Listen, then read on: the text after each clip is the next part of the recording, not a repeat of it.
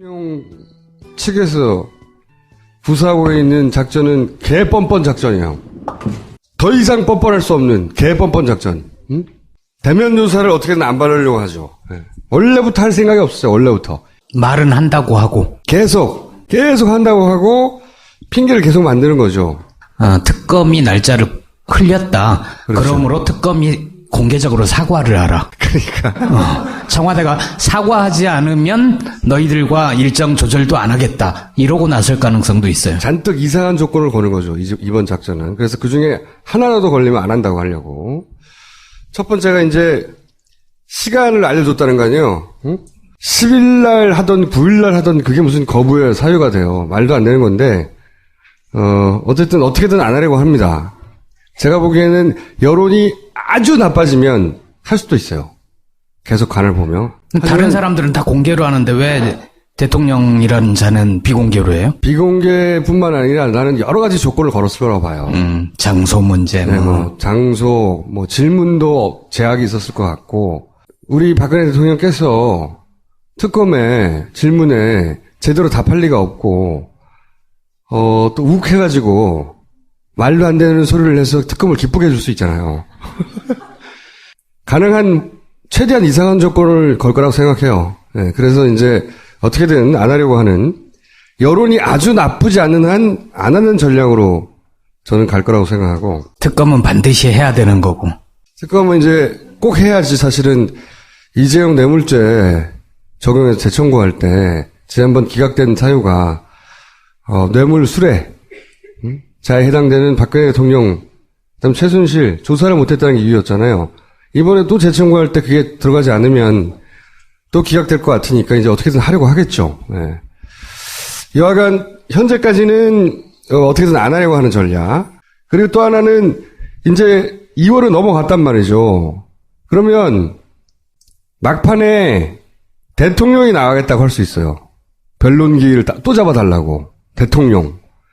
그러면 대통령이 나온다고 하면 헌재가 잡지 않을 수 없는, 근데 잡아놓고 또 안 나와. 그렇게 해서 어쨌든 3월 13일 넘기는 거예요.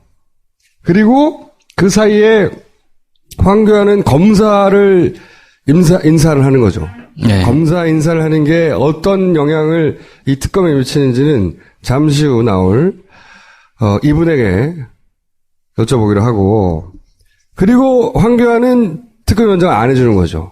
그러면 특검의 결과가 안 나온 상태에서 기일을 잡네 어쩌냐 하면서 3월 14일 넘기는 거예요. 3월 13일 넘기고 나면 그 헌재 재판관 개개인들에게 붙어서 전체적으로 나가리 시킨다. 이게 제가 보기에는 기본 전략이에요. 지난 3개월간의 여론조사를 보면 탄핵해야 한다는 여론은 바뀐 적이 없어요. 거의 80%를 유지하고 있어요. 그리고 탄핵하면 안 된다는 여론도 바뀐 적이 없어요. 한 12, 3, 4, 5. 요 사이에 이게 이제 새누리당의 지지율이죠.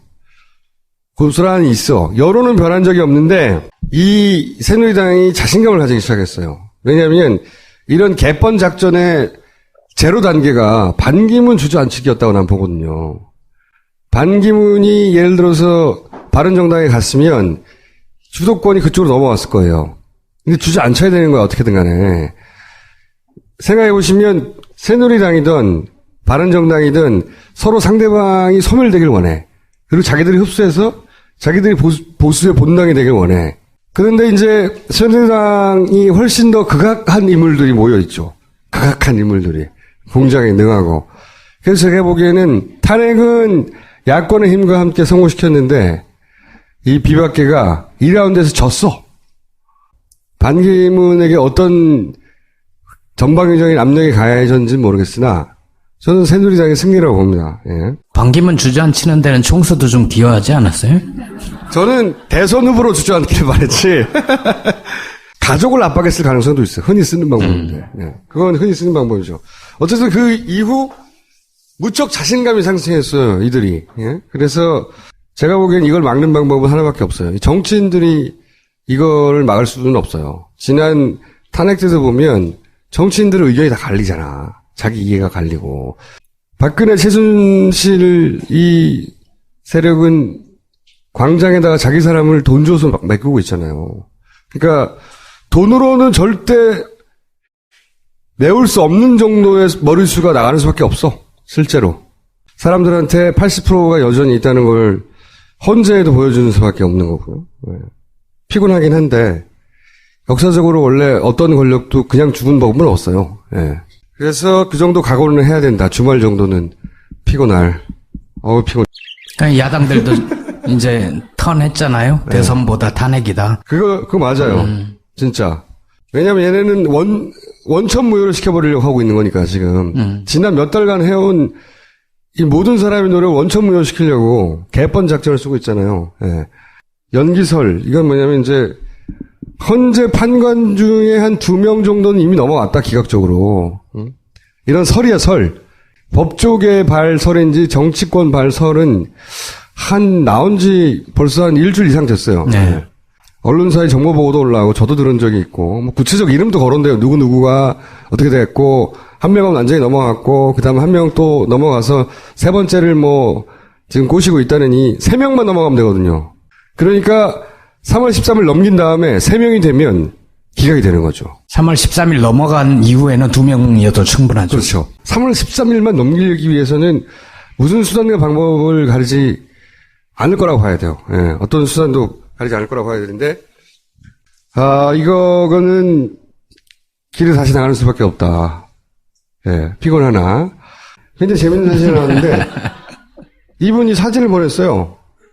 미국 사람인데, 아마 한국인 친구인가 보죠? 한국에 와가지고, 트럼프를 탄핵하라고 지금. 우리가 탄핵 종주국이잖아. 굳건한 한미 공조를 확인하는. 우리가 탄핵하고 미국에 가르쳐야 돼요. 응? 니네 시위 그렇게 하는 거 아니다. 응? 그런 식으로 안 된다. 예? 진짜로 메일 보내왔어요. 이렇게 어쩌고저쩌고. 스티븐이 이제 박근혜 꺼지라고 이제. 좀만 기다려 우리가 수출할 테니까. 탄핵 기법은. 자, 노스트라다 문에는 사실 이제 변수가 점점 줄어들고 있어요. 그래서 변수가 점점 줄어들고 있는데 본인은 크다고 생각하나 실제로는 크지 않았던 변수 추호 선생의 변수도 거의 소멸해가고 있다. 저는 이분을 족태술사라고 부릅니다. 발빼기의 달인이다. 보세요. 올 초에는 이제 반기문 이 안정감 때문이다. 기대가 크다. 내공이 쌓였을 것이다. 1월달 중반까지 얘기하다가 관심 없다. 일주일 있다 바로 바뀌었어요. 관심 없다고 한 다음부터는 빅뱅을 기대하라고 이제. 탈당하냐고 묻자 본인이 생각하는 대로 진행되지 않으면 탈당할 수도 있다는 이야기를 합니다. 1월 20일경에. 그 다음에 안희정을 만나 사실상 탈당 권유 뭐 이런 얘기. 대선 불출마 전격 2월 1일 날. 1일이 있자 거칠 고민 민행 구상 독일행 막 나라를 위해 희생할 각오가 돼 있다. 순교하겠다. 직접 출마 가능성. 국민의당 합류 한수학교 김종인이 먼저 가 잘하라 했다. 김종인 김황식 영입을 바른정당에서 고려하고 있다. 막 주가가 올라가는 듯하다가 모종의 결심 생각하고 있는 듯. 그러나 자기네들끼리 할 거라는데 그걸 내가 뭐라고. 천만의 말씀 탈당 안 해.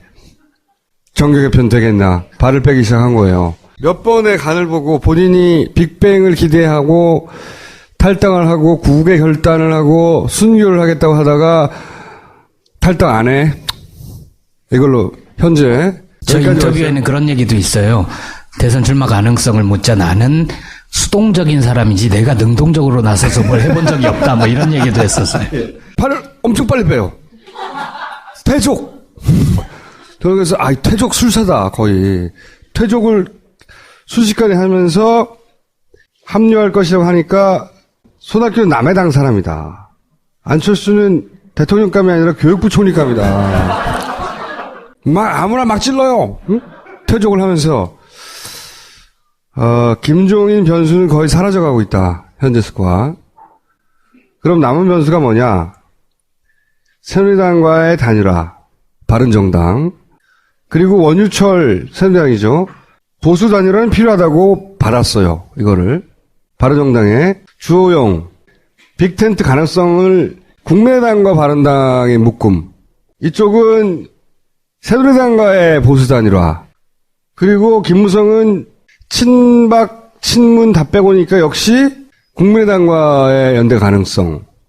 자, 유승민이라고 하는 바른정당의 1번 후보, 현재까지는 후보는 새누리당과 단일화를 생각하고 아마 이런 그림인 것 같아요. 새누리당의 단일화에서 자기들이 이기고 그리고 그 상태에서 바른정당 후보가 된 국민의 정당의 후보, 예를 들어 안철수 후보가 만약에 된다면 단일화 이렇게 추정해 볼 수 있어요.